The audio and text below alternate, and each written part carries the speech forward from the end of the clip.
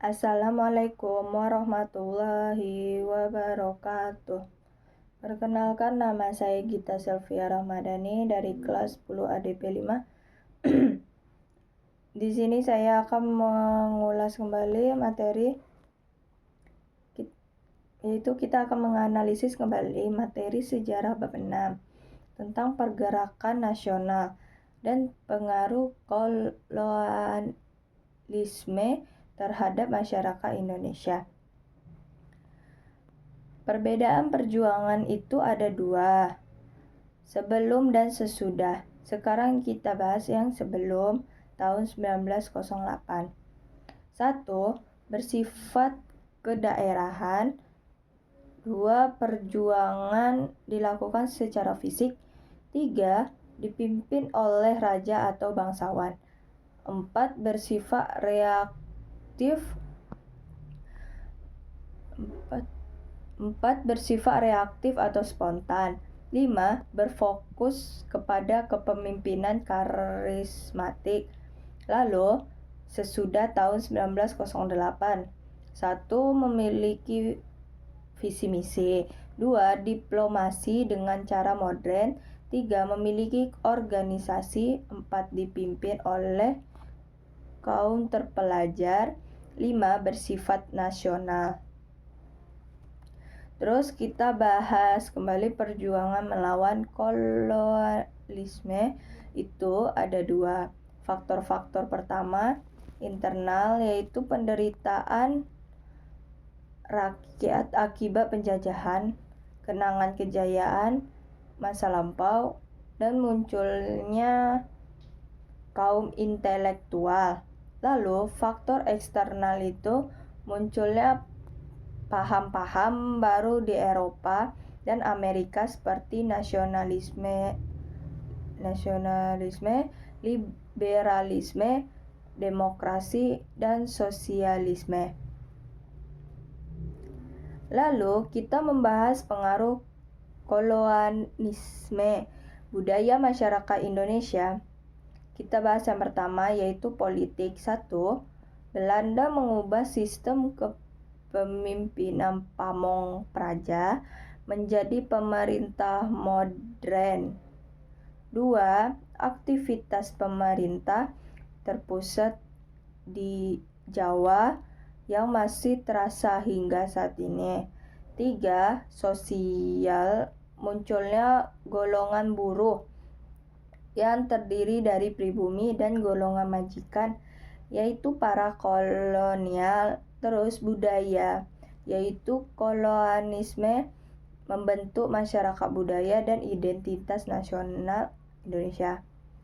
Lalu kita bahas ke perkembangan pergerakan nasional Indonesia. Itu ada dua, yaitu periode nasionalisme politik. Kita bahas yang periode awal perkembangan. Dulu itu ada 3. 1. Dari Budi Utomo pada tanggal 20 Mei 1908 dan bersama Dr. Wahidin Sudirohusodo. Lalu tujuan Budi Utomo adalah memajukan pengajaran dan kebudayaan dalam perdagangan serta teknik industri dan kebudayaan. 2. Syarikat Islam kepada Haji Samanhudi pada tahun 1911. Tujuannya adalah memajukan perdagangan, memenuhi kebutuhan jasmani dan rohani kaum pribumi. 3. Memajukan kehidupan orang-orang beragama Islam. 4. Membantu para anggota yang merasa kesulitan. Terus ada terbagi dua, si putih dan si merah. Si putih adalah asas perjuangan Islam dipimpin oleh Cokroaminoto. Si merah yaitu haluan komunisme dipimpin oleh Sel maupun Darsono. 3. Muhammadiyah pada Ahmad Dahlan pada tanggal 18 November 1912. Tujuannya itu adalah memajukan pendidikan dan pengajaran berdasarkan agama Islam. 2 itu mengembangkan pengetahuan ilmu agama dan cara-cara hidup orang Islam. Lalu kita membahas periode yang kedua, yaitu periode nasionalisme politik. 1. Indenche Piety, ya. Pada tanggal 25 Desember tahun 1912.